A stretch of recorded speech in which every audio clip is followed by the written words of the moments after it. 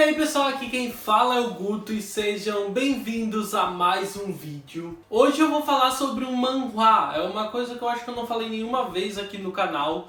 E pra quem não sabe, um manhwa é o equivalente a um mangá, só que é uma obra coreana, assim como a gente tem um manhwa, que é... parece que eu falei a mesma coisa. Que é quando a obra é equivalente a um mangá, mas é chinês. Hoje em dia é muito comum você ver fansubs, né, responsáveis por comprar scans dessas obras e traduzirem aqui pra gente no Brasil. E algumas delas fazem muito sucesso. Entre essas obras muito populares e que fazem bastante sucesso, a gente teve lançado em 2016 uma obra chamada Killing Stalking. Ela é ilustrada e escrita pela Kugi e ela foi publicada no Lezhin, que é uma plataforma que pode publicar essas comics. É muito comum encontrar comics de outros países, só que você paga para ter acesso, e ela é publicada originalmente em inglês, japonês e em coreano. Killing Stalking é originalmente uma obra coreana. Killing Stalking foi encerrado agora em março de 2019 no seu capítulo, acho que 67, chegaram a 67 capítulos. É bastante coisa, mas a gente teve algumas interrupções aí, alguns meses em que ficou parado a publicação e mudou de temporada. A gente pode até observar algumas mudanças no traço da Kugi quando aconteceram esses curtos hiatos, mas finalmente ele chegou à sua conclusão, ele chegou ao seu final. Ela é basicamente uma obra de terror psicológico, só que existem elementos de BL, porque os personagens principais, que são dois homens, eles acabam tendo um envolvimento amoroso e também é uma paixão de um dos rapazes pelo outro que acaba desencadeando todos os acontecimentos da história. O plot da história principal, ele basicamente começa com Yobun, que é um jovem bastante introvertido e ele é obcecado, apaixonado por um outro rapaz chamado Oh Sang-woo. E essa paixão, essa obsessão dele surgiu quando os dois estavam no exército, e em um episódio de bullying qual o Bun estava sofrendo, o Sang-woo salvou ele, protegeu ele, e dali pra frente o Bun se apaixonou por ele e passou até essa obsessão. Ele passou a stalkear a vida dele durante todo esse tempo. Em um determinado momento, quando o Sang-woo sai de casa e deixa a porta da casa aberta e o Bun descobriu onde ele morava, o Bun vai lá, entra na casa, faz tudo o que ele quer por lá, deita na cama do Sang-woo, cheira as roupas dele, olha a casa toda, investigando a vida dele. Só que no momento em que ele chega no porão, ele se depara com uma jovem toda machucada, presa, e ele percebe que o Sang-woo não é bem o homem, o grande salvador que ele imaginava. Se você ainda não conhece a história, se interessou e pretende ler, é melhor você parar o meu vídeo daqui pra frente e voltar nele depois que você tiver lido toda a comic, porque daqui pra frente eu vou dar vários spoilers para poder falar melhor sobre a história. Em 2007, quando eu conheci Killing Stalking, eu tava buscando algum BL interessante para ler, alguma coisa atrativa, diferente, e eu acabei encontrando uma comic de terror psicológico, e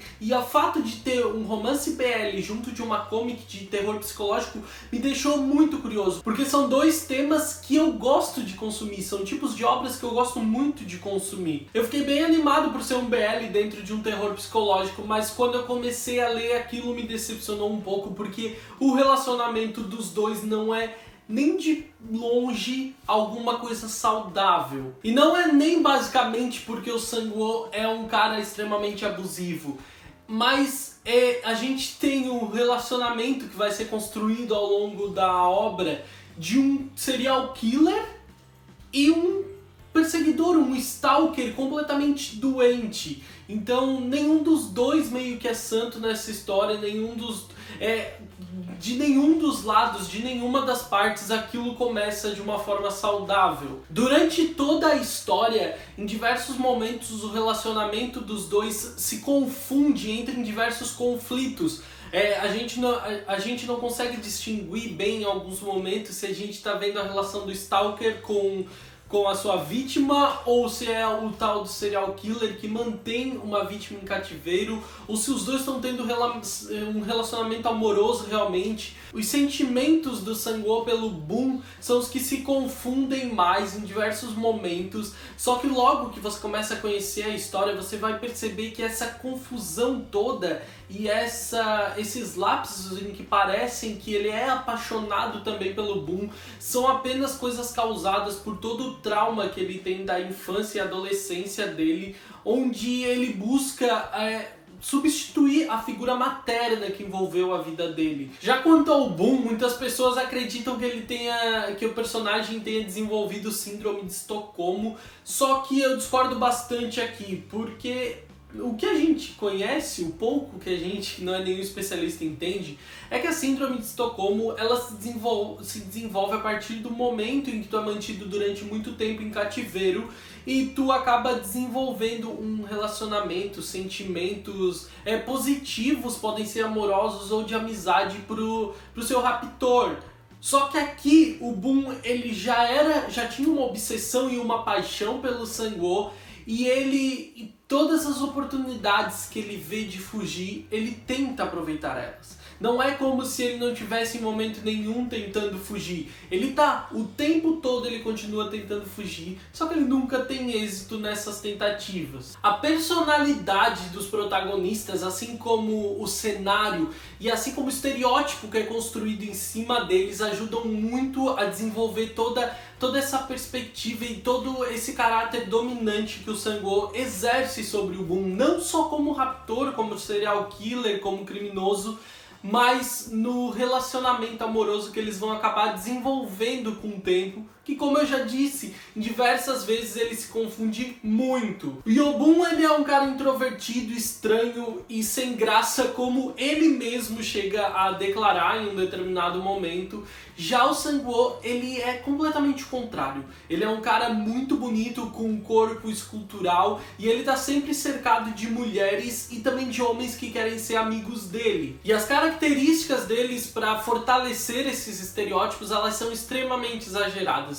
O Sang-woo, ele não é só um cara bonito e abusivo. Ele é também um assassino a sangue frio e um serial killer cruel. Já o Yobun, ele não é só um rapaz submisso. Ele ainda é um rapaz que está acostumado a sofrer todo tipo de humilhação e violência e não tem nenhum tipo de estima por ele mesmo. Uma das coisas que eu mais gosto em Killing Stalking são os traços da Kug, porque eles são muito bem marcados e as expressões são muito ricas, elas não são expressões vagas. Os traços bem marcados, bem contornados da arte da Kug, eles ajudam a construir toda a tensão dos momentos e as emoções que as personagens tentam transmitir, elas ficam sempre muito claras. Os momentos de terror, os momentos de angústia que as personagens vivem ficam sempre muito claros, e isso é mérito total da qualidade profissional como artista, como ilustradora da Kug. Também como escritora, porque a narrativa da Kug é muito boa.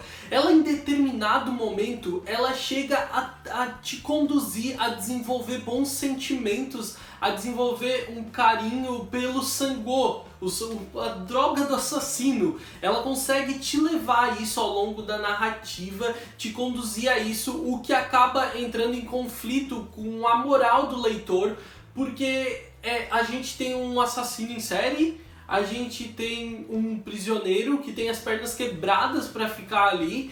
Então não faz sentido nenhum shippar esses dois, mas a narrativa, a forma como a Kug tenta escrever aquilo, em determinados momentos tu chega a te encontrar nesse conflito de achar que aquilo pode se desenvolver um relacionamento, mas também ela logo te dá uma resposta, ela logo te entrega que o Sang-woo, ele não vai mudar nunca por causa dos diversos traumas e problemas que ele viveu quando era mais jovem. Em todo esse terror psicológico, eu acho que a coisa mais interessante é como funciona a cabeça do Sang-woo. Em todas as vítimas dele, ele parece estar tentando projetar a busca da mãe dele por um cônjuge sempre abusivo, que era a figura do pai dele. Ele era um homem, um pai e um marido extremamente abusivo. E a mãe dele viveu aquilo. E parece que o Sang-woo busca nas vítimas dele isso. Só que quando ele encontra com o Boom, ele tem essa quebra total de padrão.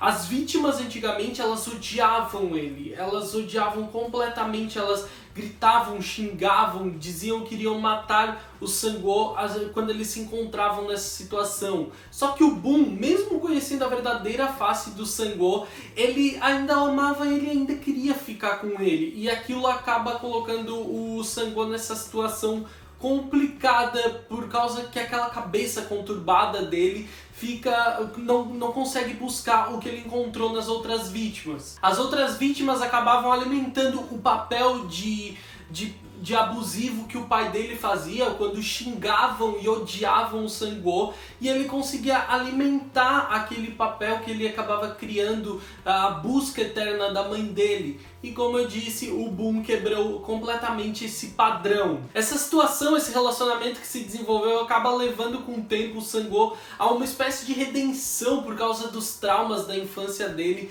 mas aquilo tudo acontece apenas na cabeça conturbada dele, e logo em determinados momentos onde o Boom acaba não agindo exatamente da forma que o Sang-woo queria, ou mais pro final, quando a coisa começa a ficar um pouco mais complicada, logo o Sang-woo mostra que não existia amor nenhum naquela situação e que ele estava apenas lidando com os traumas dele e estava tentando viver as fantasias que a cabeça dele criava. Existe ainda paralelo ao relacionamento, a esse desenvolvimento do problema dos dois, existe a busca, o drama, o suspense policial deles tentando descobrir quem é esse assassino em série, um detetive que vê o Sang-woo como o principal suspeito disso tudo o tempo inteiro, e as diversas mentiras que acabam sendo envolvidas para construir todo esse cenário, todo esse roteiro, ajudam a história a ficar cada vez mais interessante. Mas a história, ela não tem nada de leve, Killing Stalking não tem nada de leve, ela tem cenas pesadas de estupro, de morte, de violência,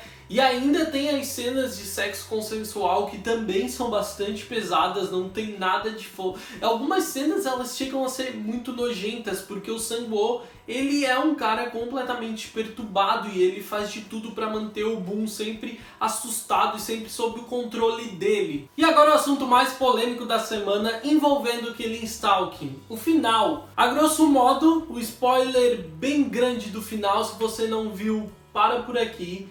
Mas basicamente, em uma luta do policial, do Sang-woo e do Boom, a casa do Sang-woo acaba pegando fogo. O Sang-woo é exposto como serial killer, existem diversos protestos contra ele, e no hospital ele acaba morrendo porque meio que ele não é bem tratado. Eles fazem de tudo para manter ele vivo durante um bom tempo. Ele é condenado à prisão perpétua por tudo que ele fez. O Boom é inocentado de tudo, mesmo que ele tenha participado ativamente de algumas situações, incluindo de um assassinato. Só que ele é inocentado porque não existem provas disso, não existem provas de que eles tinham algum vínculo íntimo, que eles tinham algum relacionamento.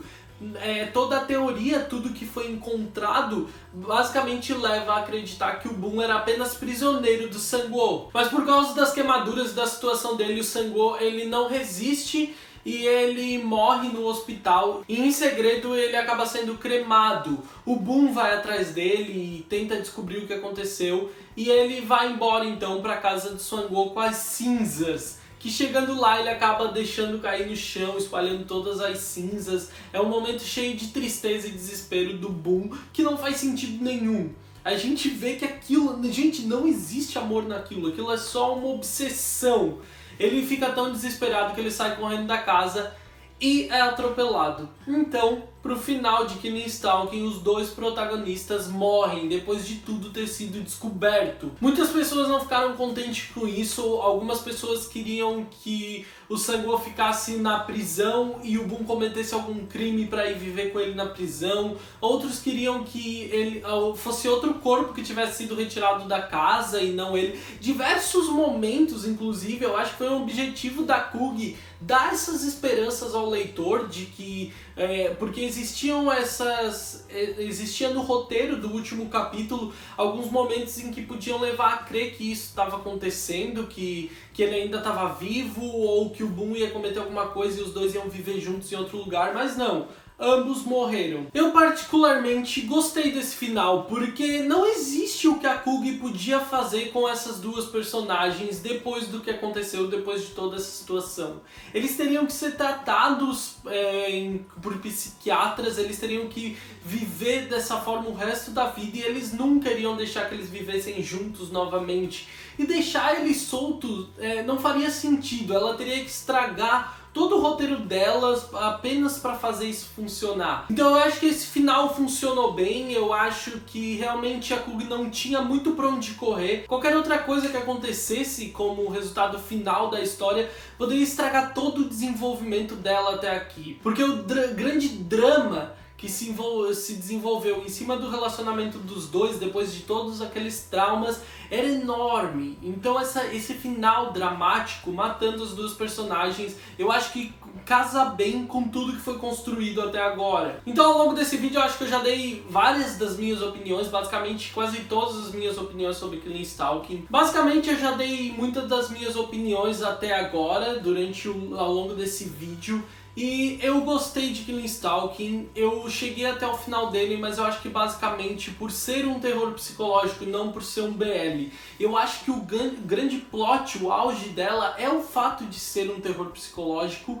E o BL, ele só tá ali como um elemento para construir o cenário e a história que desenvolvam isso.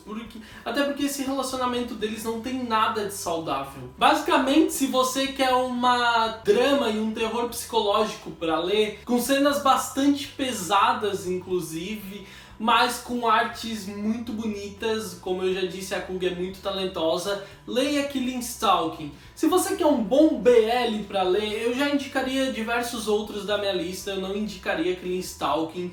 E também não indicaria para qualquer pessoa, porque eu acho que a obra é bem pesada, ela tem diversos gatilhos, pode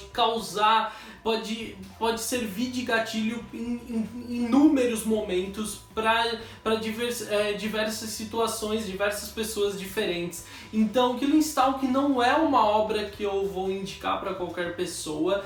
E eu acho que também é bom ter conhecimento real dela, sobre tudo que ela envolve, antes de você ler, se você não conhece. Se você gostou desse vídeo, deixe o seu like, porque isso me ajuda bastante a crescer no canal. Se é novo por aqui, se inscreve para ficar por dentro dos meus próximos vídeos de outros animes, de BL, de shounen, de shoujo, de tudo que a gente traz por aí. Tem mangá por aqui também, e eu espero conseguir trazer mais vídeos de outros manhwas, outras comics, outros webcomics por aí, mas eu tô tentando organizar isso no meu tempo. Me segue lá nas redes sociais, Twitter e Instagram, @GutoNu nas duas, são as que eu mais uso, e principalmente no Twitter você pode interagir muito comigo, então me segue lá pra gente poder continuar conversando, trocando uma ideia. Aqui nos comentários, se você já leu Killing Stalking, deixa aí qual é a sua opinião pra gente poder continuar essa conversa. Eu vejo vocês no próximo vídeo, um grande beijo, tchau, tchau!